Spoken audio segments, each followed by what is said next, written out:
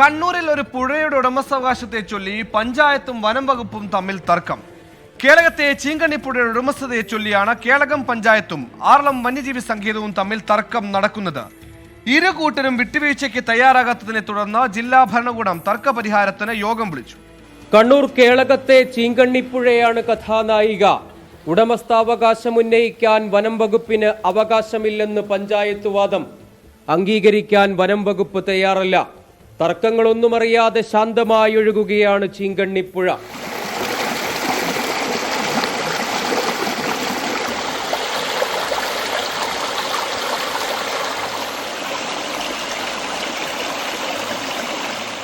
Buffer zone പ്രഖ്യാപനമാണ് തർക്കങ്ങളുടെ കേന്ദ്രബിന്ദു. പുഴയുൾപ്പെടെ 50 metre buffer സോണായി ആർളം വൈൽഡ് ലൈഫ് വാർഡൻ പ്രഖ്യാപിച്ചത് കേളകം പഞ്ചായത്ത് ചോദ്യം ചെയ്തു. പിന്നാലെ ഡിജിറ്റൽ സർവേയെ ചൊല്ലിയും തർക്കം. വനത്തിൽ കൂടി ഒഴുകുന്നതിനാൽ പുഴ വന്യജീവി സങ്കേതത്തിന് അവകാശപ്പെട്ടതാണെന്നാണ് വനം വകുപ്പ് നിലപാട്. 1905 ബ്രിട്ടീഷ് വിജ്ഞാപനമാണ് വനം വകുപ്പ് പിടിവള്ളി. എന്നാൽ പുഴയൊഴുകുന്ന പ്രദേശം തദ്ദേശ സ്ഥാപനത്തിന് അവകാശപ്പെട്ടതാണെന്ന് പഞ്ചായത്ത് രാജ് ചട്ടങ്ങൾ ഉദ്ധരിച്ച് കേളകം പഞ്ചായത്തും വാദിക്കുന്നു. ഗ്രാമപഞ്ചായത്തിനെ സംബന്ധിച്ച് വളരെ വ്യക്തതയുണ്ട്. കേളകം പഞ്ചായത്തിൻ്റെ അധീനതയിലാണ് വരുന്നത്. ഫോറസ്റ്റിൻ്റെ അതിർത്തി എന്ന് പറയുന്നത് ചീങ്കണ്ണിപ്പുഴയ്ക്ക് അക്കരെയുള്ള ജണ്ടയാണ് ഫോറസ്റ്റിൻ്റെ അതിർത്തിയായിട്ട് വരുന്നത്.